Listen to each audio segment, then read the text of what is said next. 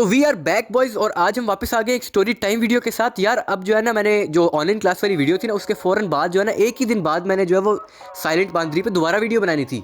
लेकिन वो जो वीडियो थी वो कुछ इसी वजह से वजह से डिले हो गई। वो पर्सनल रीजंस थी। पर्सनल रीजंस, हाँ भाई पर्सनल रीज़न, झूठ नहीं बोलूँगा। मैं पढ़ाई के बहाने जो है ना वो स्क्रिप्ट लिखने बैठा था, साथ मेरे आगे 2 टेस्ट भी थे जो कि डिले होते जा रहे थे, और जो ऑनलाइन क्लास वाली वीडियो थी ना वो भी इन लानती टेस्टों की वजह से ही डिले हुई थी। तो सीन ये था कि जो मेरी पढ़ाई थी, पढ़ाई वाले सीन में मैं कुछ कर नहीं रहा था और साथ में स्क्रिप्ट लिख रहा था, और मेरी अम्मी आके मेरे साथ बैठ गई जी कि मेरा बेटा पढ़ रहा है। और अब जो जैसे ही मेरी अम्मी मेरे साथ आके बैठी, मुझे खदशा होना शुरू हो गया कि ये मेरी लिखी हुई बकवास पढ़ लेंगी और मुझे लोड़े लगेंगे। तो इसलिए मैंने स्क्रिप्ट की किताब बंद की, रख दी, और दोबारा जो टेस्ट थे ना वो मैंने तैयार करना शुरू हो गया कि इसी में भलाई है, टेस्ट लोड़े लगे। तो मेरा फ़ोन गया, और फ़ोन गया तो वीडियो गई तो चैनल गया, और चैनल गया तो फिर रहता क्या भाई, ठीक है। अब जो है वो ये करते करते फिर वीकेंड आ गया। अब जो है ना मेरे अम्मा अब्बा दोनों दफ्तर जाते हैं, सुबह के टाइम पे जो है मुझे टाइम मिल जाता है, मैं अकेला होता हूँ घर पे, मैं वीडियो रिकॉर्ड करके एडिट करके लगा देता हूँ ऊपर, यहाँ पे मेरा सीन हो जाता है। लेकिन अब जब वीकेंड आ गया, वो दोनों घर थे, अब इधर बैठ के मैं कंप्यूटर के सामने बैठ के गालियाँ तो दे नहीं सकता। शिट। अच्छा, तो अब ये सीन हुआ, मंडे आ गया। अब जो है ना वो मंडे से पहले मैंने कहा मंडे को बनाऊंगा वीडियो, स्क्रिप्ट भी मंडे को लिखूंगा और मंडे को वीडियो बनाऊंगा। तो उससे पहले तो डकी अबू जो थे उन्होंने साइलेंट गर्ल पे वैसी वीडियो बना ली। तो फिर मैंने कहा फिर हमारा क्या मकसद रह गया। तो इसलिए मैंने कहा कि दोबारा से जो पहले से मैंने बहुत पहले का प्लान किया वो था स्टोरी टाइम वीडियो को, मैंने कहा ये साइलेंट गर्ल वाली के बाद बनाऊँगा स्टोरी टाइम, तो वो आज हाजिर है। तो इसी वजह से मैंने जो है वो सोचा कि आज जो है ना मैं अपनी 10th क्लास में होने वाली कुछ बगैरतियाँ हैं उन पर मैं वीडियो बना देता हूँ। अभी मजा आएगा ना। तो बॉयज़ मामला कुछ यूँ था कि दिसंबर का महीना था, 2018 का एंड का वक्त था, जो कि मुझे पर्सनली जो है ना मुझे अपना सबसे अच्छा साल मालूम होता है, जब हम जो है वो 10th से निकल रहे थे, मैट्रिक से, स्कूल का एंड था, ठीक है, ये सीन था। अब दोबारा से आते हैं, 2018 के एंड का वक्त था, दिसंबर का महीना था, जाड़े का मौसम था, मोटे मोटे कोट्स और स्वेटर्स में हल्की हल्की सी सर्दी जो है वो चुभती थी। हट बे गुलाम अब्बास के खब्बे, इधर अफसाने नहीं लिख रहे, वीडियो बना इंसानों की तरह, जो कॉन्ट्रैक्ट में लिखा है मैंने वो कर।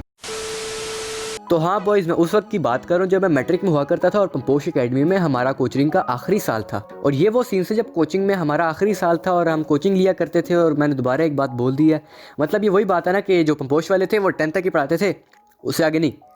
तो इधर मुजफ्फराबाद के ये रवाज है कि सारे दिन की आप लोफरियाँ स्कूल टाइम में मार सकते हैं, यकीन आप बंक वगैरह सब कुछ आप कर सकते हैं, आपको पेरेंट्स और फैकल्टी के अलावा कोई नहीं रोकेगा। लेकिन जो आपकी पढ़ाई का कफ़ारा होगा वो आपको अपनी अकेडमी में ही अदा करना पड़ेगा। तो मुजफ्फराबाद में 2 बड़ी अकेडमीज़ थी, एक थी बट अकेडमी, एक थी पंपोश अकेडमी। तो 90% जो मुजफ्फराबाद की जो स्कूल्स के बच्चे थे ना वो या तो पंपोश में पढ़ते थे या बट में पढ़ते थे, ठीक। अब जो पंपोश अकेडमी थी उधर एक सर फरहत मशहूर थे। सर फरहत जो थे वो लाइक टीचर थे, बहुत लाइक टीचर, इंग्लिश पढ़ाते थे। उसके अलावा पंपोश अकेडमी के प्रिंसिपल भी थे।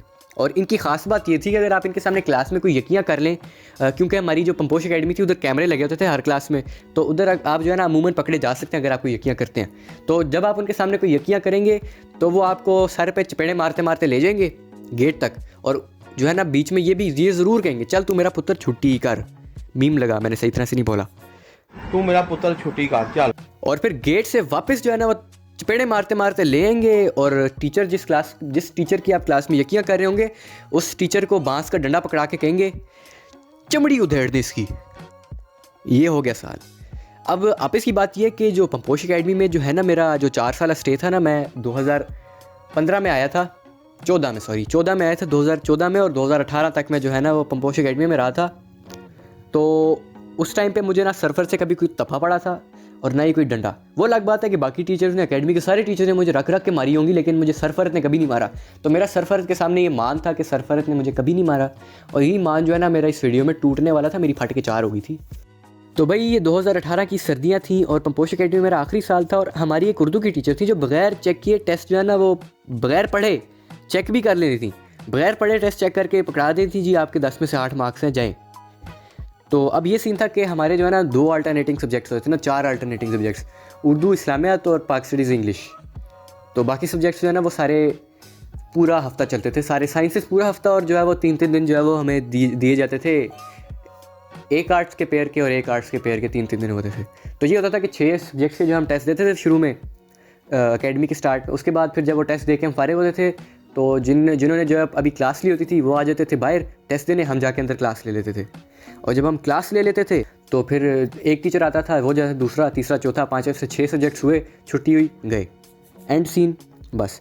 तो अब ये मुझे लगा कि ये दोबारा से, अब ये सीन था कि मैं उर्दू का टेस्ट दे रहा था, दिसंबर का टाइम था, उर्दू का टेस्ट मैं देने लगा था, तो मुझे लगा कि वही टीचर दोबारा चेक करेंगे, उन्होंने वही 10 में से 8 मार्क्स देने हैं बगैर जो पढ़े चेक करके दे देना उन्होंने।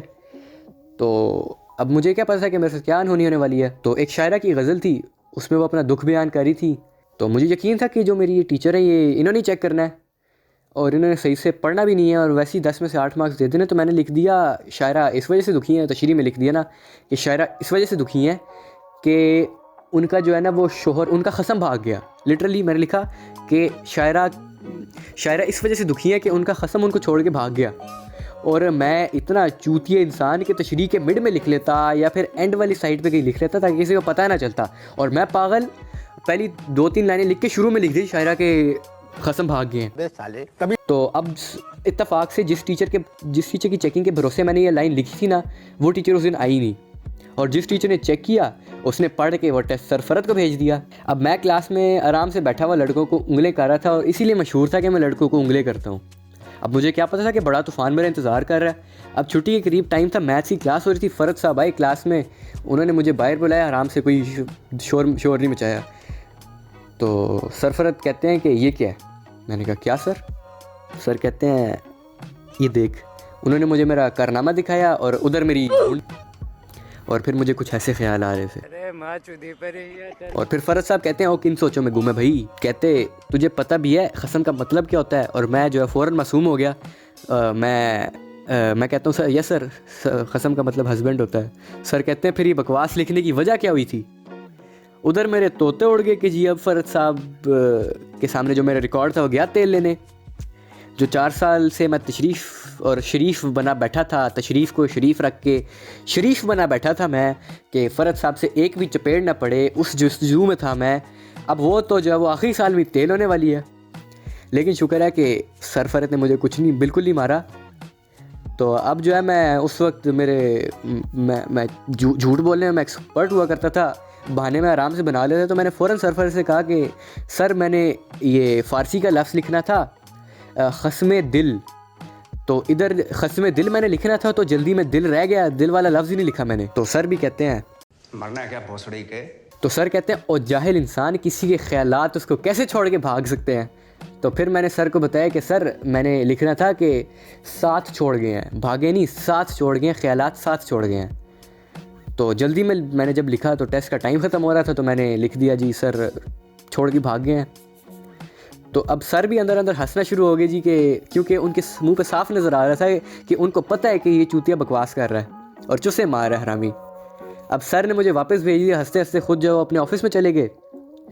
और अब जो मेरी वो उस टाइम पे जो फटी हुई थी ना, वो तुम ना पूछो, वो मैं दोबारा याद नहीं करना चाहता, तो इस वीडियो के बहाने मुझे याद आ गई है, तो मैं ये नहीं याद कर सकता। अब जो मैथ्स के बाद जो बायो का पीरियड था, लास्ट पीरियड था, सर फिर आ गए। अब मेरी फिर फट गई, और किस चीज़ में मैं एक्सपोज हो गया हूँ। तो सर कहते हैं कि जिस की फ़ी बकाया है ना, वो कल आके फ़ी दे दे मुझे, अगर फ़ी नहीं दे रहा तो वो अकेडमी ना आए। तो मुझे खड़ा करके कहते हैं कि चूतिए, ख़स्म दिल नहीं होता, ख़स्मी दिल होता है। और सबको मामला पता था कि क्या सीन हुआ इधर, और सब हंसना शुरू हो गया और हंसी खुशी जो है वो छुट्टी हो गई। अब एक और सीन था, जब मैंने एक और ये की थी फ़रज साहब के सामने, बल्कि फ़रज साहब के सामने नहीं, मैथ्स की क्लास हो रही थी, तो मैंने एम अजीब सी स्पॉन्टेनियस से मेरे मुंह से आवाज़ निकल गई।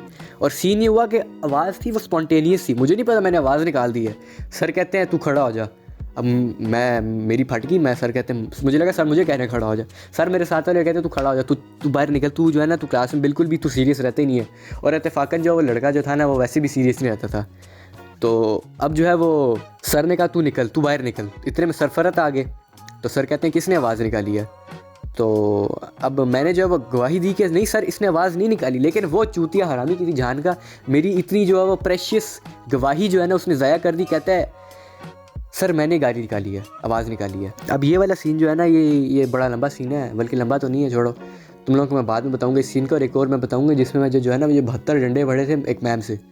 तो मैं तुम लोगों को बाद में बताऊंगा, बड़ा मज़े का सीन है। दैट्स ऑल फोक्स, अगर आपको वीडियो पसंद आई तो लाइक करें, शेयर करें, कमेंट करें, और अगर चैनल पे नए हैं तो सब्सक्राइब करें, और मुझे बताएं कि मैं और स्टोरी टाइम वीडियो लाऊं कि ना लाऊं, और इसी तरह की मुझे बताएं। साथ रैप की फ़िक्र नहीं करनी, गाना आ रहा है, डोंट वरी।